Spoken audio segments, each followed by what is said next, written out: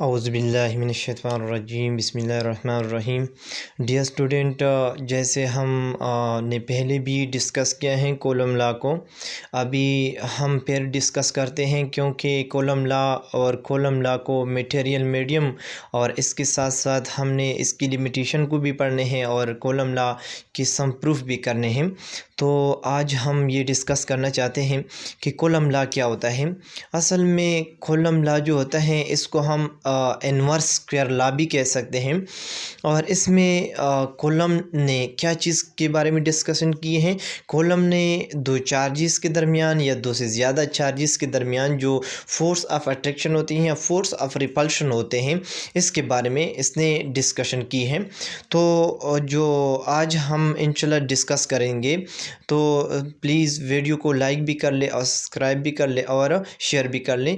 देखिए हमारे पास ये है कि the magnitude of the electrostatic force. Electrostatic मतलब ये है कि कॉलम ने इलेक्ट्रोस्टैटिक चार्जेस लिए। इलेक्ट्रोस्टैटिक मतलब ये है कि दो चार्जेस जब रेस्ट हालत में हो, अगर मोशन में हो, अगर एक चार्ज मोशन में हो, जब हम क्वांटम मैकेनिक्स में पढ़ते हैं या हम इलेक्ट्रोमैग्नेटिज्म में हम पढ़ते हैं, इलेक्ट्रोमैग्नेटिक फील्ड में जब हम पढ़ते हैं कि जब कोई चार्ज हो, जब मोशन में हो, तो इसकी वजह से मैग्नेटिक फील्ड प्रोड्यूस होते हैं। तो यहाँ पर कॉलम ने कौन से चार्जेस को लिए हैं?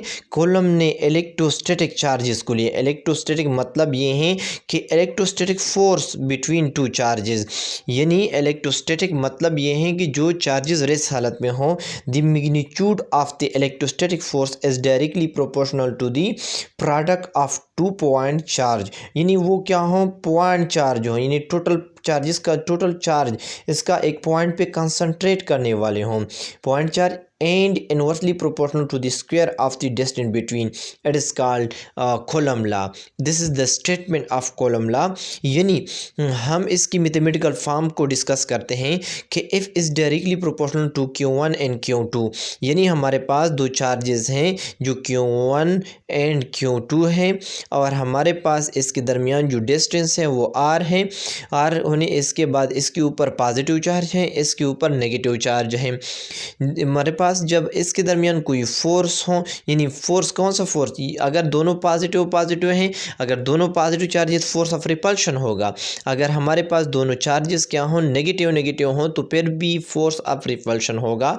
अगर हमारे पास दोनों चार्जेस पॉजिटिव और एक नेगेटिव हो, तो हमारे पास इसके दरमियान क्या होगा, ये हमारा फोर्स ऑफ अट्रैक्शन होगा। According to column, यानी F is directly proportional to the product of Q1 and Q2, यानी two charges, and this force, ये जो फोर्स है F is inversely proportional to the R square के बराबर होते हैं। तो इन दोनों इक्वेशन को हम जब कंपेयर करते हैं, कंपेयरिंग इक्वेशन 1 एंड इक्वेशन 2 को, दोनों को हम कंपेयर करते हैं, तो F is directly proportional to the Q1 and Q2 divide by R square. यानी प्रोपोर्शनलिटी कांस्टेंट को जब हम रिमूव करते हैं तो इसकी जगह हम एक K लगाते हैं।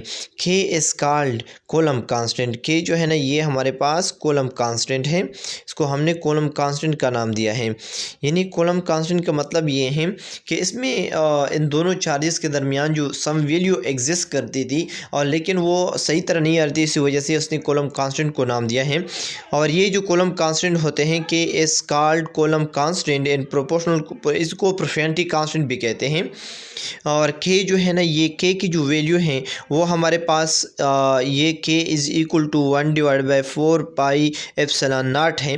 और 4 पाई इसी वजह से है कि हमारे पास ये इनके दरमियान क्या होता है, दो चार्जेस के दरमियान इलेक्ट्रिक फील्ड होते हैं। एक चार्ज के ऊपर इलेक्ट्रिक फील्ड होता है और हमारे पास दूसरा चार्ज होते हैं, इसके ऊपर इलेक्ट्रिक फील्ड होता है, और इसी वजह से 4 पाई। और एप्सिलॉन नॉट क्या होता है, एप्सिलॉन नॉट हमारे पास क्या है, epsilon not is the permittivity of free space.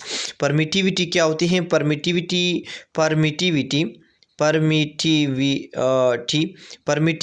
Of free space. Permittivity of free space हम किस चीज़ को कहते हैं? परमिटिविटी ऑफ फ्री स्पेस हम इस चीज़ को कहते हैं, यानी परमिटिविटी मीडियम, यानी मीडियम हम जो लेते हैं, असल में ये मीडियम होते हैं दो चार्जेस के दरमियान जब हम कोई चीज़ लेते हैं, मतलब मीडियम होती है। और जो एप्सिलॉन नॉट है ना, ये हम परमिटिविटी ऑफ फ्री स्पेस के लिए लेते हैं, क्योंकि इसके दरमियान अगर एयर हो, हवा हो या फ्री स्पेस हो, कोई चीज़ ना हो, तो इसको हम परमिटिविटी ऑफ फ्री स्पेस कहते हैं। अगर हमारे पास दो चार्जेस के दरमियान पैराफिन पेपर हो या कोई और चीज़ हो, तो वहाँ पर हम एप्सिलॉन लेंगे। तो यहाँ पर हमारे पास ये जो कॉलम ने डिस्कस किया, ये परमिटिविटी ऑफ फ्री स्पेस लिया है। तो के की वैल्यू 1/4 पाई एप्सिलॉन नॉट है, तो F is equal to 1/4 pi epsilon naught Q1 Q2 divide by r square. This is the mathematical form of Coulomb law. ये कॉलम लॉ की mathematical form है। इसके बाद अगले पेज की तरफ हम चलते हैं कि इसकी लिमिटेशन क्या है। इसकी लिमिटेशन असल में ये है कि असल में इसकी लिमिटेशन तो बहुत ज़्यादा है, हमारे पास है लिमिटेशन इसकी बहुत ज़्यादा है कि ये लिमिटेशन हम इसको डिस्कस करेंगे कि लिमिटेशन ऑफ कॉलम लॉ, यानी द लॉ एप्लीकेबल, ये जो लॉ है, ये जो कॉलम लॉ है, ये एप्लीकेबल होगा, ये उस टाइम अप्लाई होगा only for the point charge at rest, यानी ये पॉइंट चार्ज के लिए एप्लीकेबल है। किस चीज़ के लिए? पॉइंट चार्ज के लिए एप्लीकेबल है। और पॉइंट चार्ज मतलब ये है कि वो पॉइंट चार्ज जो टोटल चार्ज इसकी एक पॉइंट पे कंसंट्रेट करते हों, तो इसको हम पॉइंट चार्ज कहते हैं। यानी वो रेस्ट में भी हों, इलेक्ट्रोस्टैटिक चार्जेस हों। क्या कौन से चार्जेस हों? इलेक्ट्रोस्टैटिक चार्जेस हों, इलेक्ट्रोस्टैटिक चार्जेस भी हों, और हमारे पास ये चार्जेस इलेक्ट्रोस्टैटिक भी हो और इसके दरमियान इलेक्ट्रोस्टैटिक फोर्स एग्जिस्ट करता हो। इसके बाद this law only applicable in those case, ये जो होते हैं ये उस टाइम क्या करेगा? अप्लाई करेगा, यानी अप्लाई होती है where the inverse square law is obey. यानी हमारे पास ये जो लॉ है, मैंने आपको पहले भी समझाया कि इसमें हमारे पास जो फोर्स है ना, F is the inversely proportional to the r square, यानी आर के ऊपर अगर स्क्वायर ना हो ना, तो उस टाइम ये क्या करेगा? ये कॉलम लॉ अप्लाई नहीं कर सकते। ठीक है, अगर हमारे पास इसके ऊपर स्क्वायर है ना, तो आप उस टाइम इसको अप्लाई कर सकते हैं। ठीक है, इसके बाद तीसरे में ये कह रहे हैं कि it is difficult to apply the Coulomb law when the charges are in the arbitrary shape, यानी ये क्या करेगा? इट इज़ डिफ़िकल्ट, यानी मुश्किल बन जाती हैं जब हमारे पास चार्जेस जो होते हैं आर्बिट्रीली फॉर्म में हों, यानी इसकी महसूस शक्ल ना हो, शेप ना हो, महसूस शक्ल ना हो। Hence we can not determine the value of D. तो हम क्या करेंगे? अगर हमारे पास दो चार्जेस के दरमियान महसूस डिस्टेंस ना हो, Q1 यानी Q1 प्लस पॉजिटिव है, और इसके दरमियान कोई महसूस डिस्टेंस इन्फिनिटी पॉइंट पे हो, तो इसके दरमियान जो डिस्टेंस है ना, वो अच्छी तरीके से डिटरमाइन करने के लिए हम नहीं डिटरमाइन कर सकते। तो between the charges when they are in an arbitrary shape, तो ये दोनों क्या होंगे? आर्बिट्री शेप में होंगे।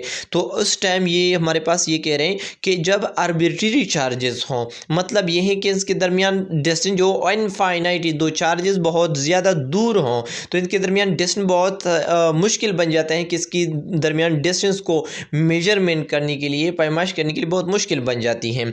इसके बाद चौथे में लिमिटेशन में ये कह रहे हैं कि ये जो लॉ है can not be use directly to calculate, यानी ये लॉ है हम डायरेक्टली कैलकुलेशन करने के लिए the charges on the big planet, यानी दो प्लेनेट हैं, दो सितारे सितारे, इसके दरमियान दो प्लेनेट्स हैं, और दो प्लेनेट्स के दरमियान जो हम डिस्टेंस को फाइंड करना, चार्जेस के दरमियान डिस्टेंस फाइंड करना चाहते हैं, तो इसको हम नहीं फाइंड कर सकते। ठीक है, तो इसके बाद हमने लिमिटेशन को भी डिस्कस किया। इसके बाद हमारे पास यहाँ पर जो इसकी लिमिटेशन है वो ये है कि पॉइंट आर लोकलाइज चार्जेस होंगे। पॉइंट यानी मतलब ये है कि पॉइंट पे कंसंट्रेट करते हों, और दोनों स्टेशनरी चार्जेस हों। स्टेशनरी मतलब ये है कि दोनों रेस्ट हालत में हों। इसके बाद हमारे पास Coulomb law in vector form. Coulomb law को वेक्टर फॉर्म में किस तरह हम डिस्कस करेंगे? तो आपको पता है कि ये हमारे पास लेक्चर, हमारे पास सेकेंड ईयर के लेक्चर में से है कि column law vector form in vector form. तो देखिए, आपको पता है कि Q1 और Q2 दो चार्जेस हैं, ये Q1 है और ये Q2 है, और और इसके दरमियान डिस्टेंस जो है ना वो आर है, आर डिस्टेंस है। और इसके दरमियान हमने लिया है वैक्यूम या हमारे पास एयर हमने लिया है, ठीक है। वैक्यूम लिया है या हला लिया है, यानी परमिटिविटी ऑफ फ्री स्पेस लिया है।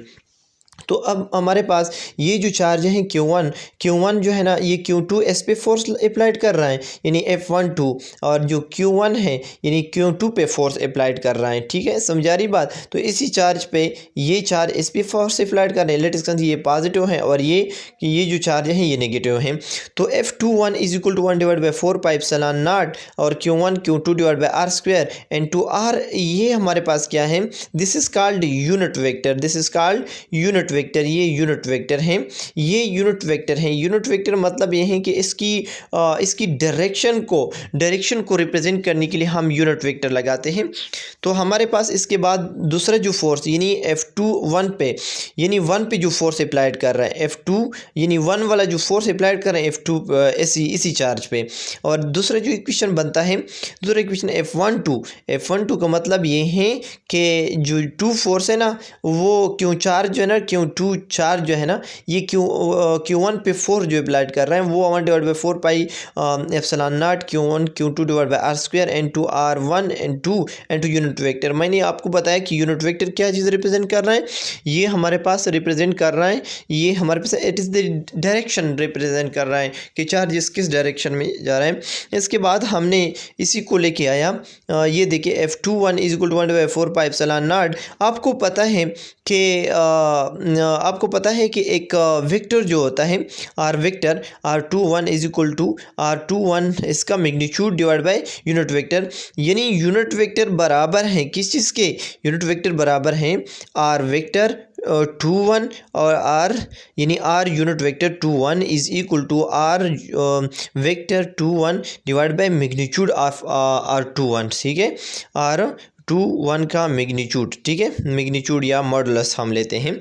तो ये हमने यहाँ पर लिख दिया R12 की जगह, यूनिट वेक्टर की जगह हमने ये लिख दिया, हमने यहाँ पर सॉल्व किया। इसके बाद हमारे पास ये F21 is equal to 1/4πε0 Q1 Q2 divide by R12 किसकी मैग्नीट्यूड, और ये हमारे पास क्या हो गया, यहाँ पर हमारे पास इसको हमने ये देखिए ये हमने मैग्नीट्यूड ले लिया, और यहाँ पर हम क्या करते हैं इसी की जगह हम क्या करते हैं F21 is equal to 1/4πε0 dot Q1 Q2 divide by R21 and इसके ऊपर क्यूब हमने लगाया, और हमारे पास ये हो गया R21। ये हमारे पास अभी इसकी this is the vector form of column in vector form हमने फाइंड किया। इसके बाद हमारे पास जो ये कह रहे हैं कि ये प्रूव दैट, ये हमने क्या करना है, प्रूव करना है, क्या चीज़ प्रूव करना है, प्रूव दैट F12 इसके ऊपर वेक्टर निशान और force is the vector quantity is equal to minus F21 and 2 इसके ऊपर हमारे साथ बार। ये देखिए ये दो चार्जेस हैं, एक पॉजिटिव है या दूसरा, दोनों पॉजिटिव चार्जेस हैं, ये रिपल्शन करता है। जब रिपल्शन करता है तो आपको पता है कि एक हमारे पास ये एक नेगेटिव कर लो, एक नेगेटिव चार्ज है और एक पॉजिटिव चार्ज है, दरमियान में इसका टोटल डिस्टेंस जो है ना ये R है, और यहाँ से यहाँ तक हमारे पास जो डिस्टेंस है वो 2-1 है, और यहाँ से हमारे पास डिस्टेंस हमारे पास ये 1-2 है, या 1-2 और 1-2 हो गया, ठीक है, ये हमारे पास इसके दरमियान डिस्टेंस है। अभी इसके बाद हम फाइंड करना चाहते हैं F21 is equal to 1/4πε0 Q1 Q2 divide by r square. आपको पता है कि मैंने आपको बताया कि R21 जो है ना इस पे फोर्स अपोजिट डायरेक्शन में फोर्स अप्लाइड का, इसी वजह से नेगेटिव साइन आया है, इसके साथ negative into R21 into unit vector. F12 is equal to 1/4πε0 Q1 Q2 divide by r square positive R12, यानी जो 1 जो है ना ये जो 1 है इस पे फोर्स अप्लाइड कर रहा है, इसी वजह से यहाँ पर नेगेटिव साइन आया है।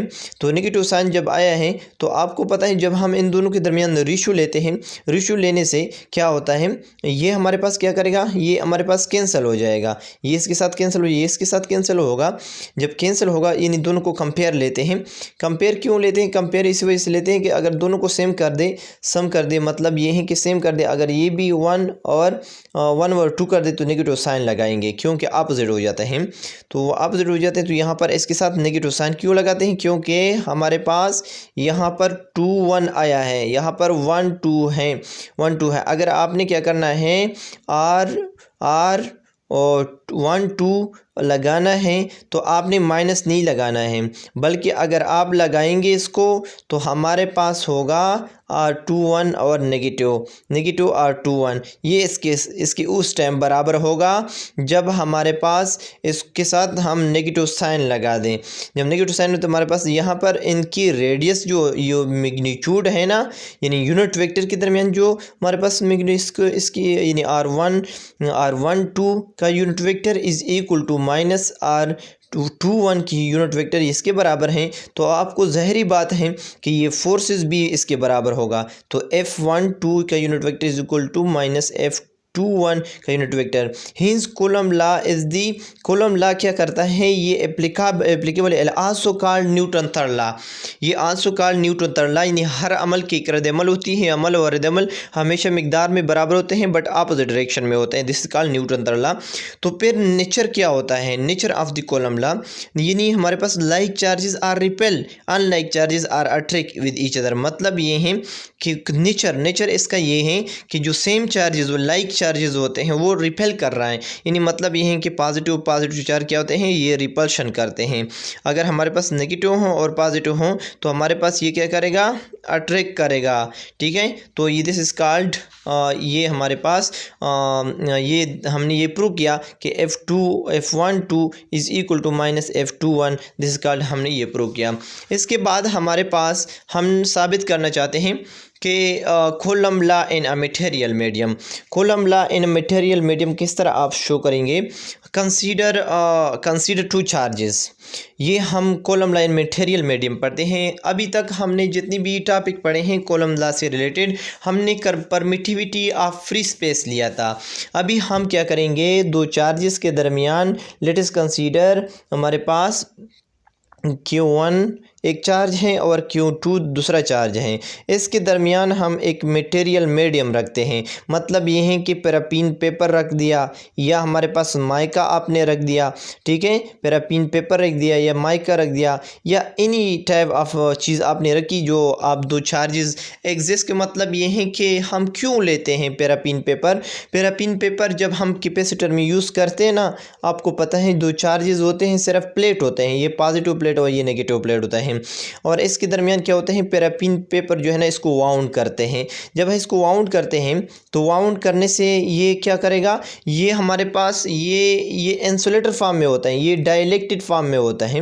क्या होते हैं? डाइलेक्टेड फॉर्म में होता है। जब ये डाइलेक्टेड फॉर्म में होता है तो यहाँ पर जब चार्जेस आ जाते हैं तो यहाँ पर किस तरह आप चार्ज स्टोर करते हैं? जैसे आपको पता है कि बैटरी हमारे पास है, बैटरी होती है, इसको किस तरह इसके दरमियान वाटर डालते हैं, तेज़ाब डालते हैं, इसको क्या करते हैं हम, चार्ज करते हैं। तो ये क्या करता है, ये यहाँ पर पोलराइजेशन फिनोमेना हो जाती हैं। ठीक है, पोलराइजेशन फिनोमेना हो जाती हैं। जब पोलराइजेशन फिनोमेना हो जाती हैं तो पोलराइजेशन में यहाँ पर क्या होते हैं, स्मॉल डायापोल बन जाते हैं और इसके अंदर इंटरनल इलेक्ट्रिक फील्ड प्रोड्यूस होती हैं। क्या होती हैं? इंटरनल इलेक्ट्रिक फील्ड प्रोड्यूस होते हैं और ये internal electric field external electric field से ज़्यादा हो जाती हैं। जब हम इसको सोलर से या किसी चीज़ से हम जब चार्ज करते हैं तो फिर रात क्या होती है, जब भी हम इस्तेमाल करते हैं लाइट की ज़रूरत में, तो यहाँ पर हम बात चली जाती है, कंसेप्ट जो है ना अगली चली जाती है। यहाँ पर देखिए हम क्या चीज़ वो करना चाहते हैं, कूलम लॉ को मटेरियल मीडियम में साबित करने की कोशिश करते हैं।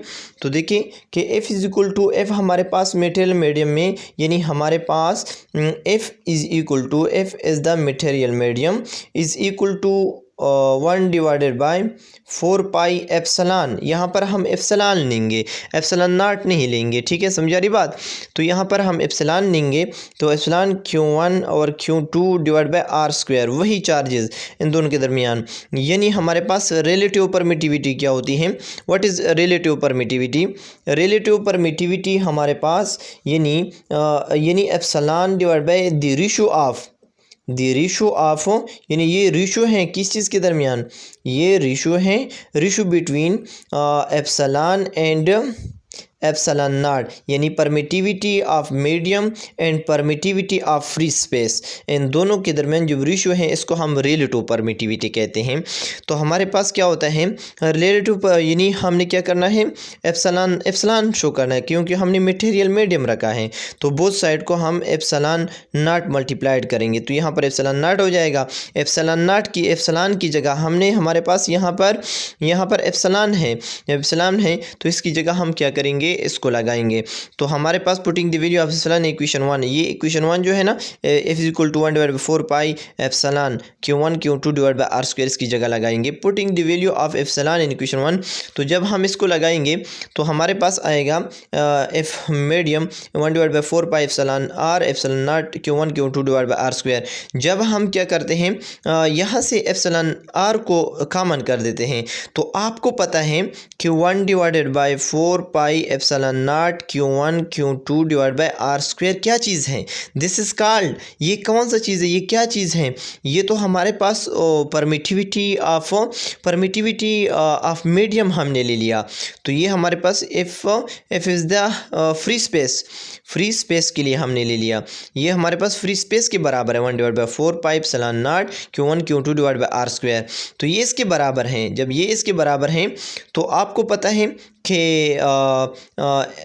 F जो है ना हमारे पास मीडियम के लिए is equal to 1/4 into F free space के लिए। तो बोथ साइड को हमारे पास एप्सिलॉन R मल्टीप्लाइड कर लें, जो मल्टीप्लाइड करेंगे तो हमारे पास होगा epsilon R into F medium is equal to F free space के लिए। तो हमारे पास this is called this is the equation, ये इक्वेशन है Coulomb law in material medium, ठीक है, ओके।